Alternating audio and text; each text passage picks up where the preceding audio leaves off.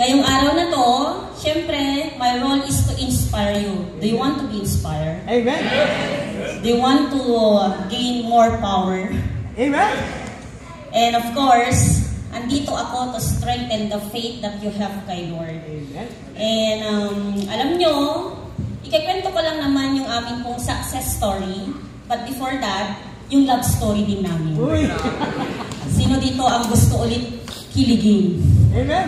Yung mga namamatay na po dyan, pakikiligin ko po ulit yung person. Okay, so ako po ay tubong Abra. And yesterday, nandun po kami sa Abra, namigay po kami ng school supplies and also food packs sa amin pong nasalanta ng Bagyong Egay.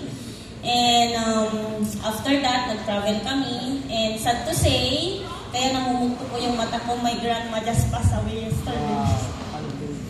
Pero, I know God, may plan si Lord sa life natin. Amen. And I'm so blessed na napatanggap namin kagabi, kahapon yung mother namin, yung lola namin, before sa kinuha ni Lord. Yeah. And today, isa lang yung goal ko. To inspire you again how life is good. Amen. And alam niyo, hapon I realize na walang permanente sa mundo. Amen. Everything that we have, babalik at babalik kay Lord. And habang tayo nabubuhay, use it Yes. to glorify God. Amen. Amen. Use your money na tumulong pag tayo ay pinagpala kay Lord. And above all, maging thankful every gising natin sa umaga. Dahil hindi natin alam kung kailan ibabalik at ibabalik natin yung life natin kay Lord. And alam niyo today, ikwento ko yung life namin para ma-inspire kayo how God is really good sa life natin. And alam niyo, nung hindi pa kami magkakilala ni Pastor Mark just sa chat, ang pangarap lang namin noon at the age of 35, magiging milyonaryo kami pareho. But guess what? Only age of 32, naging milyonaryo po kami. And kwento ko lang, 2017, nagkakilala po kami ni Pastor Mark through sa Messenger. Alam niyo po, nagsimula lang po kami sa isang kaway. Pero yung kaway na yun,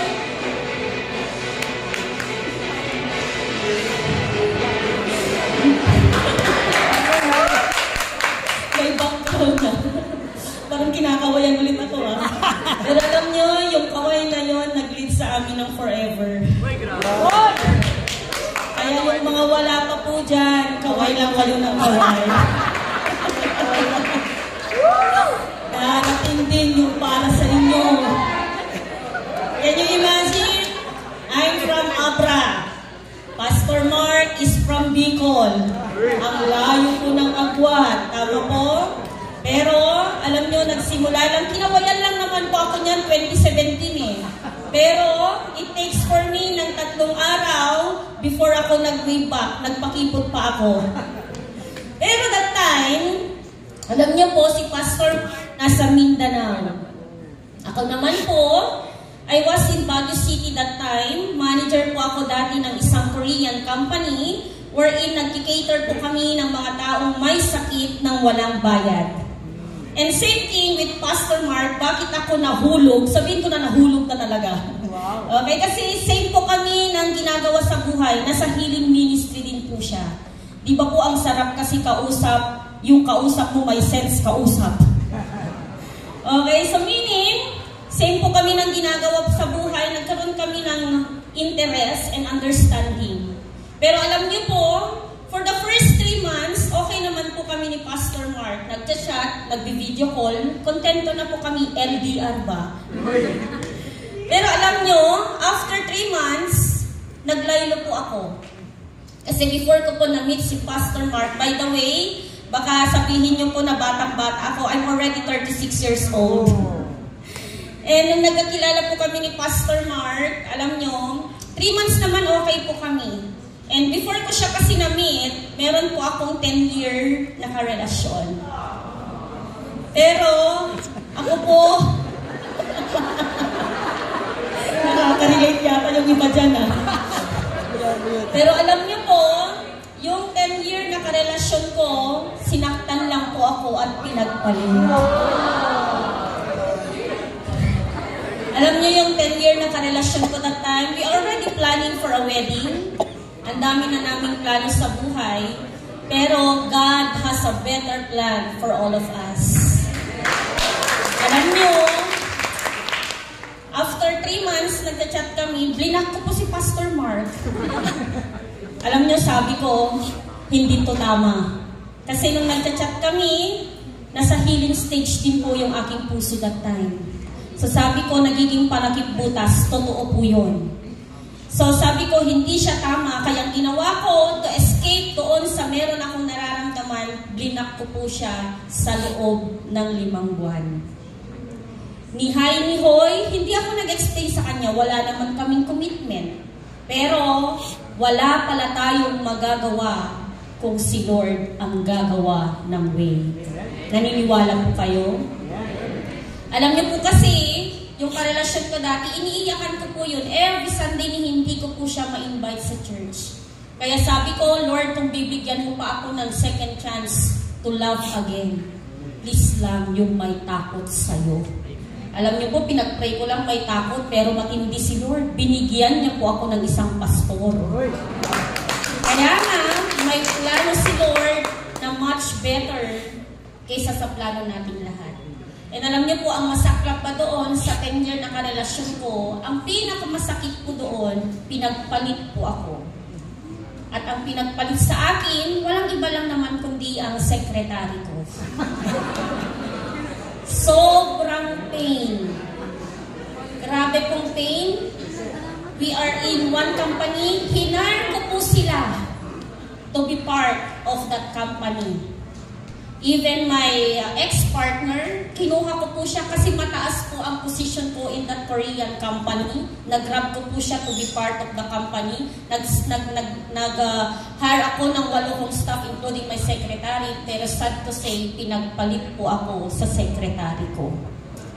Sobrang sakit. Grabe yung question ko kay Lord noon. Bakit Lord? Sabi ko kay Lord, Lord, may itsura naman ako. Matalino naman ako. Madiskarte naman ako sa buhay. Pero alam niyo po, nung dumating, yung tanong ko kay Lord noon, na bakit, ngayon po alam niyo po ang sinasabi ko lagi kay Lord, Lord, thank you. Kasi binigyan niya po ako ng responsible and napaka-committed po kay Lord at may takot talaga kay Lord. And alam niyo, sabi ko nga, God has a better plan for all of us. Si Pastor Mark, blinak ko na po yan. Nag-change ako ng FB account para hindi niya ako kahanap. Pero, that time po, si Pastor Mark was assigned here in Pangasinan. Remember po, nasa Baguio lang po ako. Pero, after 3 months, nung nasaktan po ako, nag-leave po ako sa company for 3 months. Nagwalwal po ako. Alam niyo nang ibig sabihin. Umakyat ako ng ilang bundok para lang makamove on. Uminom ako ng ilang case para lang makamove on, wala pa rin. Pero alam nyo, after that, chinat ako ng boss namin na balik na ako, may surprise daw siya sa akin. Pero sabi ko, ma'am, parang hindi na ako ready bumalik kasi andyan pa rin yung sakit. Pero sabi niya, I have a good news. Mag-o-open tayo ng bagong branch at ikaw yung maghahandle. At ang pinili lang niya namang lugar, walang iba kundi Pangasinan. In short, nagkita kami dito'y Pangasinan. Paano kami nagkita? Simple lang po. Nung nag-change ako ng FB account, nagkaroon kami ng natatanging mutual friend, nag-iisa. Di ba po, pag mutual ulit, makikita mo ulit yung post ng friends of friends mo, abay, nakita niya ulit ako. Nagkaroon po ng second wave. Nung nagkaroon ng second wave, alam niyo po, sabi lang sa akin ni Pastor Mark that time, sige, para mapatawad kita, magpakita ka. Alam niyo po, ang dami ko pong alibay sa kanya that time kasi hindi pa ako ready. Pero sabi nga po, when the time is right, the Lord will make it happen. Alam niyo, galing po ng Tarlac City si Pastor Mark. And yung bahay ko kasi that time, nadadaanan lang po ng bus along the highway. So, alam kong galit na po sa akin that night si Pastor Mark dahil ang chat niya na sa akin, kung may konsensya ka pa, magpakita ka. Kasi more than 10 times ko po siya talagang hindi po pinupuntahan or minimit po. Then nagpakita ako that night para matapos na po yung pangungulit niya sa akin. And di ba, pag first meeting niyo dapat mag-hi ka naman muna or hello, di ba po? Mangungumusta. Pero alam niyo, pagbaba niya ng bus, alam niyo po ang first word sa akin ni Pastor Mark, ang liit mo pala. Na-scam po ni Pastor Mark. Malaki lang yung boses ko pero maliit akong tao. So that night naging okay po kami. Then kinabukasan, nagaya po ng lunch. The other day, nagaya po ng dinner. Pero the next week, believe it or not, breakfast, lunch, and dinner na. Santong paspasan. Nung nagkakilala po kasi kami, we are already at the age of 30. Alam nyo naman po, pag malapit na pong mawala sa kalendaryo, kailangan pong bilisan para mahabol po yung last trip. So in short, naging okay po kami ni Pastor Mark. Naging okay po kami. Ngayon, nagtitinginan sila, 30 ka na, sabi ng isa. Marami rito, marami rito. O ikaw, 33 na, lumampas ka na, sabi ng isa. Okay. So, that time po, nung okay na po kami dito, nasa Pangasinan ako, nagkaroon kami ng aberya doon sa building na inuupaan ako ng aming pong branch. Ngayon, ililipat po siya ng ibang lugar. Pero alam niyo po that time, naging marisol sa life ko si Pastor Mark. Sinulsudan po akong mag-resign na lang at magpuput up daw kami ng sarili namin na therapy center. Alam niyo po, na-convince niya po ako. Ang galing po ng convincing power niya. Pero sabi ko, bigyan mo ako ng chance na mag-isip for 1 week. 1 week nga lang yung kinuha ko sa kanya eh. Kasi sabi ko, napamahal kasi ako sa mga matatanda sa amin pong Korean company. So sabi ko, bigyan mo ako. Pero na-open niya yung mind ko in a way that sabi niya, may mga pangarap ka sa buhay. Siyempre, ang dami. Kung pangarap lang din ang pag-uusapan. Nilista ko lahat. Sabi niya, kahit 50 years ka dyan magtatrabaho, hindi mo yan makukuha. Alam niyo po, na-open niya po yung mind ko doon. And after 3 days, pinasa ko po yung resignation ko sa company. Nung una, ayaw kong tanggapin. Pangalawa, ayaw pa rin. Sabi ng boss ko, pag-isipan mong mabuti. Pero on the third na bigay ko, yun, pinayagan po ako. And that's the beginning po ng MG Group Incorporated. Wow. Bakit siya MG? Simple lang po, bakit MG? Mark and Grace. Para hindi nyo po makalimutan. So doon, napakahirap magsimula. Lalong-lalo na parehas po kaming dayo ng Pangasinan. Wala kaming kakilala, wala kaming bahay, walang lupa, wala po lahat. Naalala ko lang, nung nandito po kami sa Pangasinan, may tig-isa lang po kaming luggage. Yun lang po yung private property namin noon. So alam nyo, nagsimula po kami sa maliit. And nagrenta lang po kami dati sa Calasiao, Pangasinan, ng aming pong condo type unit, 15,000 monthly. Yung amin pong business na inopen namin, 20,000 monthly. And even, we do rent ng tricycle that time. 300 to 500 daily po yan para maikot namin yung buong Pangasinan to introduce our company. Sobrang hirap. Lalong-lalo na noon, alam nyo, nagsimula lang naman po kami sa maliit na halaga. Parehas lang po kasi kaming empleyado noon. Pero ang parehas na meron kami, pananampalataya that God will provide. Alam nyo po kung saan man ang MG ngayon, it's not because of the money that we have, but it's because of the faith that we have. Alam nyo, sobrang hirap. Ang pinakamahirap talaga sa life natin yung mag-umpisa. Kasi nagre-renta po kami noon. Ngayon, meron kaming isang kliyente, nagmagandang loob, pinahiraman po kami ng motor. Yung motor na yun, may konti pong aberya, pinaayos po namin. Pinagwapo namin, naging brand new po siya. And nagagamit po namin siya, umuwi kami noon, pumupunta kami Ilocos Norte, Abra, Tarlac, Nueva Ecija, Nueva Vizcaya, nakamotor lang po kami. Ang dala-dala namin po noon, mga product po namin, pinapamigay po namin, especially sa mga senior, ng libre. Yung amin pong MG Therapy Oil, pinapamigay lang po namin noon when we started MG. Pero hindi namin alam, yung pagbibigay na yon, ibubuhos din ni Lord ng siksik, liglig, at umagal. Alam nyo, maging okay naman po for 1 week, ay for 1 month na ginamit namin yung motor. Ang gwapo na kasi. But sad to say, nung gwapo na yung motor, binawi din po yung motor. And alam nyo, napakabuti ni Lord sa life namin kasi only 6 months to 1 year, we created 5 therapy center. Wow. Meron po kami Baguio City, may Abra po kami, may Nueva Ecija, may mga Tarem, at isa po sa Calasiao. Naging smooth lahat ng transaction na meron po kami. Napakabilis ang pasok ng pera po sa amin.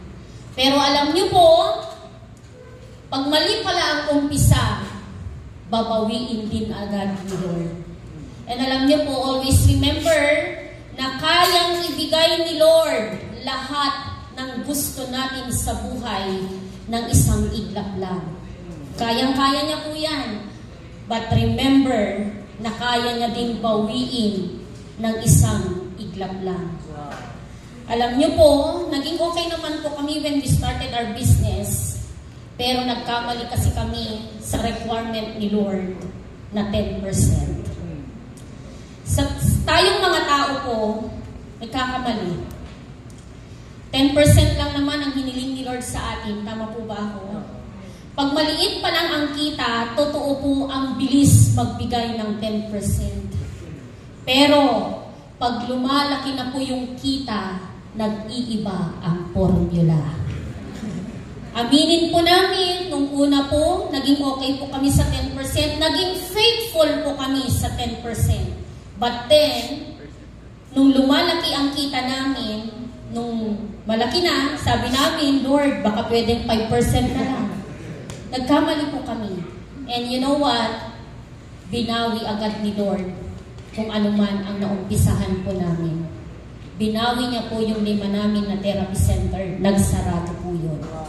Paano siya nagsarado? 2018, August 8, we started our business. August din po, 2019, binawi din po ni Lord. Since nagsasama na po kami ni Pastor Mark, alam niyo po, nabuntis po ako.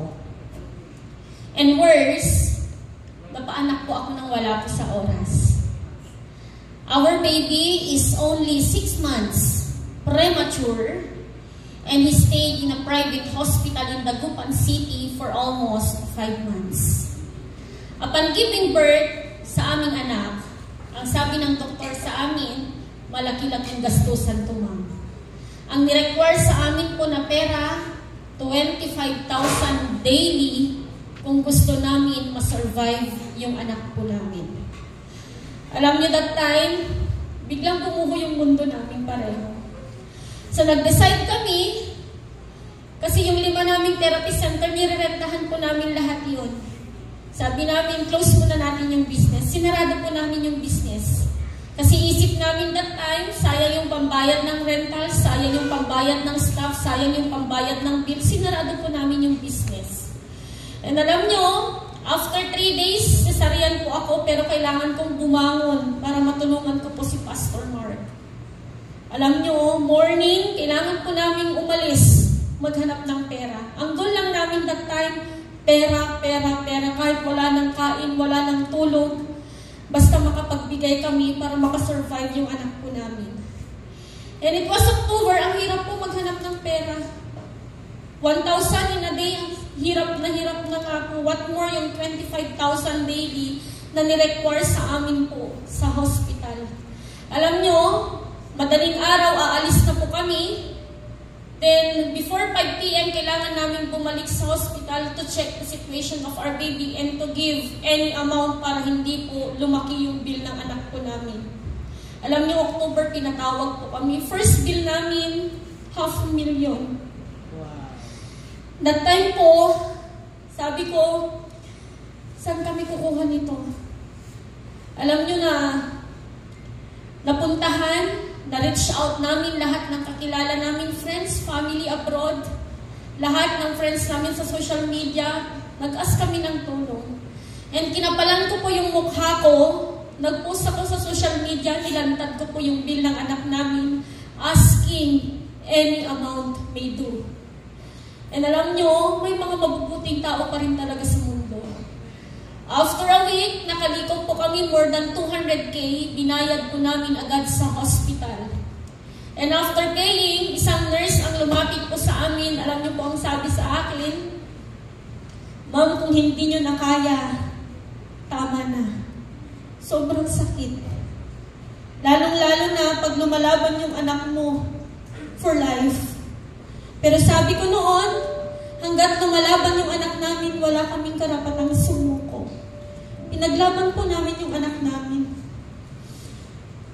Grabe po yung puyat, grabe yung sakripisyo, grabe yung hirap, grabe yung effort, grabe yung prayer. Kasi sabi ko noon, Lord, kung para sa amin si baby, buhayin mo si baby. 5 months po yung prayer na buhayin mo, Lord, si baby. But praise God, for 5 months po ng prayer, effort, sacrifice, nabuhay po yung anak po namin. And doon, nakita namin yung presensya ni Lord sa life po namin, na akala namin wala siya, pero nandyan lang pala. Pero alam niyo po, ang bill ng anak namin, from day 1 up to the last day, doctor's fee, lahat ng medication, yung pinag-stay niya po sa Nico for 5 months, umabot po kami, 1.8 million. Sobrang hirap. Alam niyo po, that time nanghihina ako sobra. Sabi ko, saan tayo kukuha ng perang ganitong halaga?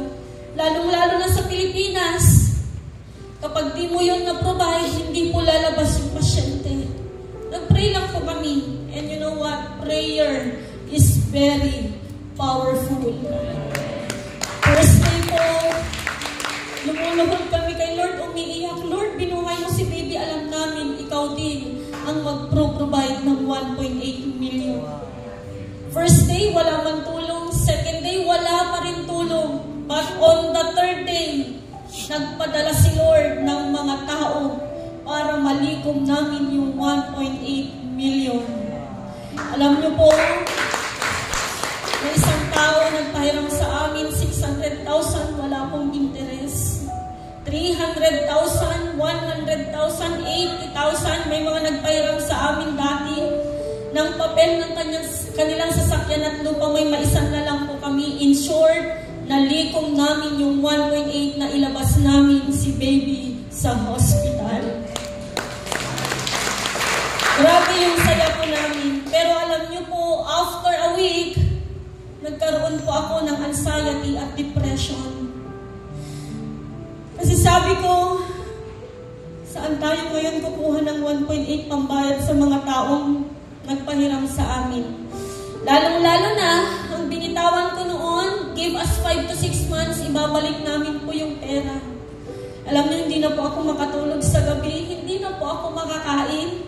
Kinakausap ako ni Pastor Mark, tahimik na lang ako kasi nag-iisip ako. Nagkaroon ako ng phobia that time to use even my cellphone. Kasi ang iniisip ko, pag days, kailan kayo magbibigay? Nag-overthink ako na baka i-post kami sa Facebook. Kasi even yung utang mo nga lang na 1,000 sa kapitbahay mo, ipopost ka pa sa Facebook. Sa amin, it's 1.8 million. Kaya sabi ko noon, Lord, last prayer and request namin sa'yo, magkaroon lang kami ng 1.8 million. Wala na kaming hihilingin. Para makatulog lang kami ng mahimbing. Ang hirap po matulog. Naalala ko tuloy yung lola ko. Sabi niya, pag di ka makatulog, balit na rin mo yung damit mo. Binaliktad ko yung damit ko, di pa rin ako makatulog. Lola, naalala kita. Tapos, pag hindi pa rin, baliktadin mo yung unan. Binaliktad ko yung unan, wala pa rin.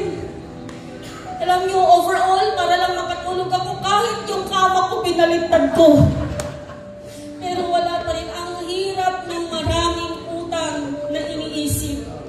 Kaya ang prayer ko noon kay Lord, lagi ko sinasabi, Lord, 1.8 lang, makabayad lang kami, okay na kami. Pero alam niyo po, napakabuti ni Lord. March 2020, pandemic. Sino ba naman ang makakalimot? Halos lahat ng mga tao nagsisiuwian na, halos lahat ng mga establishment nagsasarado na po. Pero alam niyo po, that time, kami naman ang inangat ng Panginoon. Alam niyo po, nilabas po namin po ang amin pong MG Therapy Oil na pinapamigay lang namin nung nagsimula po kami sa MG. Pinapamigay lang po namin yun. Pero alam nyo, nung nilabas po namin March 2020 yung amin magnesium therapy oil, only after 5 months, believe it or not, ginawa po kaming multi-millionaire ni Lord. And naalala ko lang yung pinag-pray ko na Lord, 1 lang, hinigitan po ni Lord yun.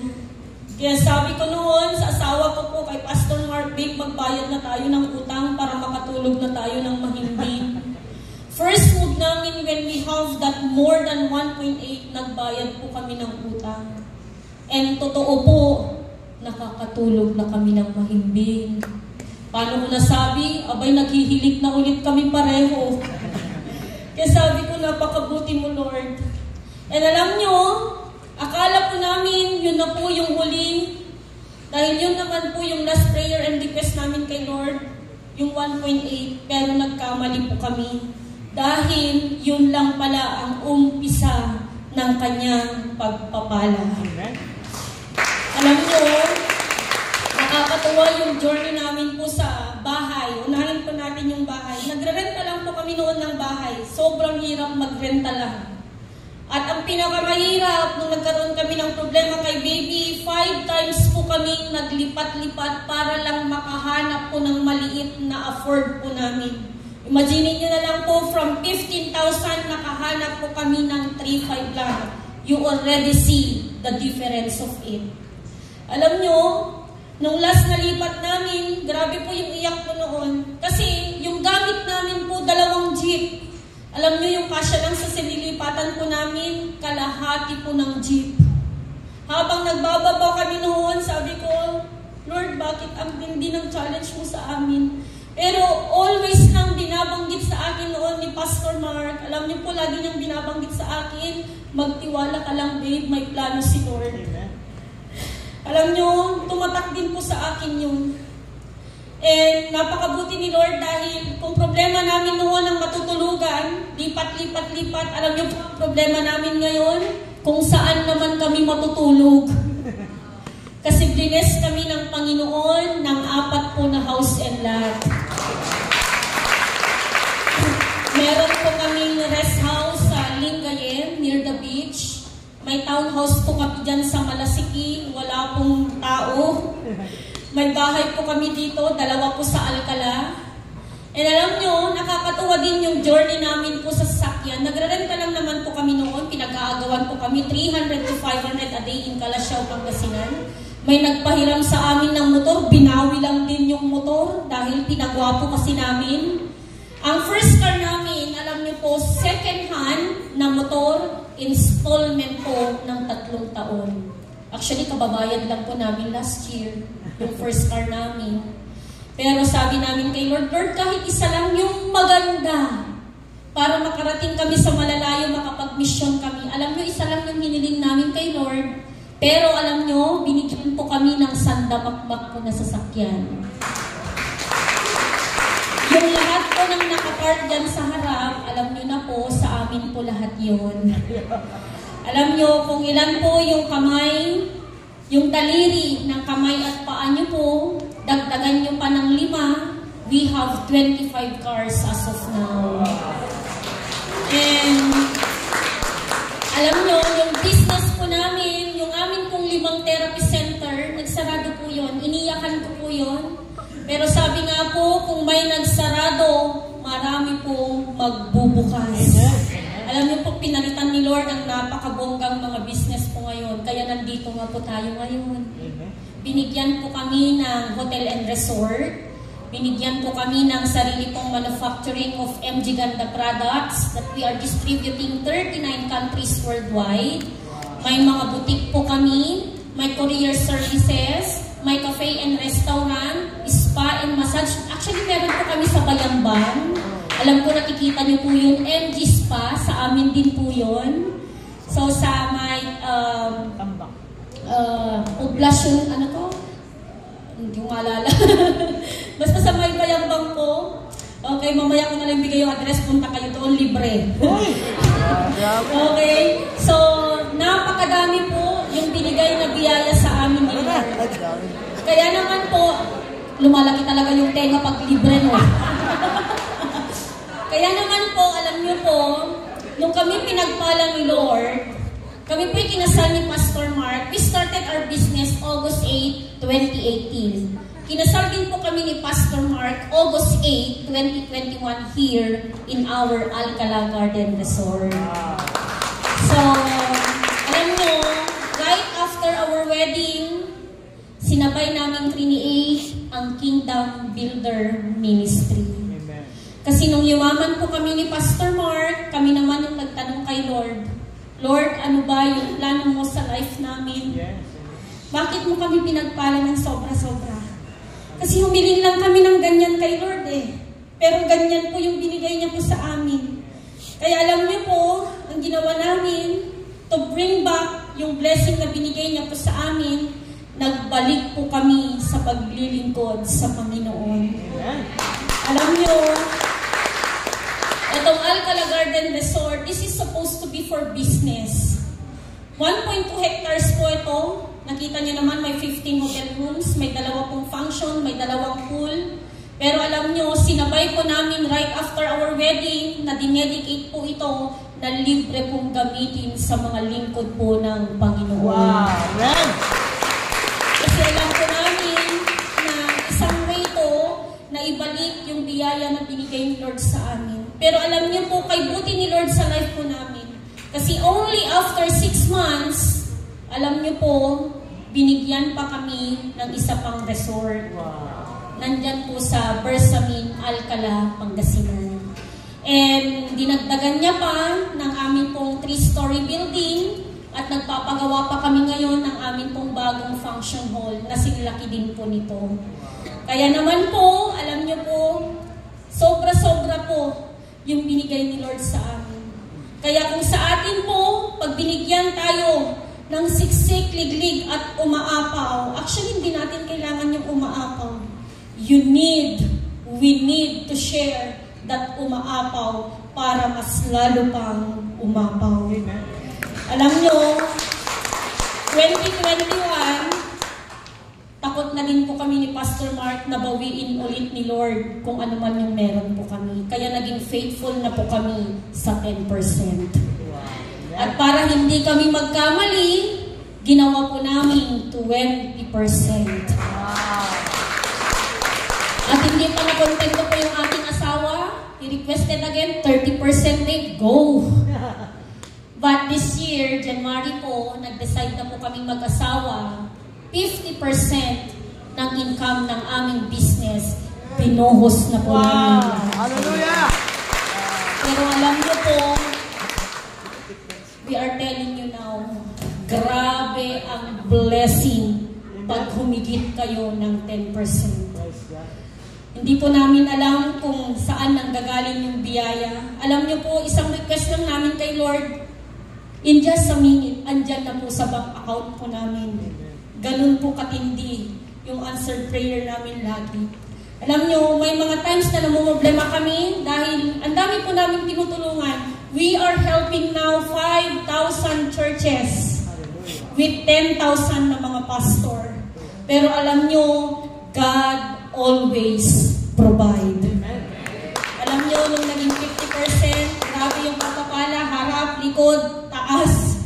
Baka mamaya nasa baba na din yung pagpapala. Kaya naman po, ang iiwan ko lang sa inyo ngayon, kung kami pinagpala ni Lord, I do believe pagpapalain din po kayo.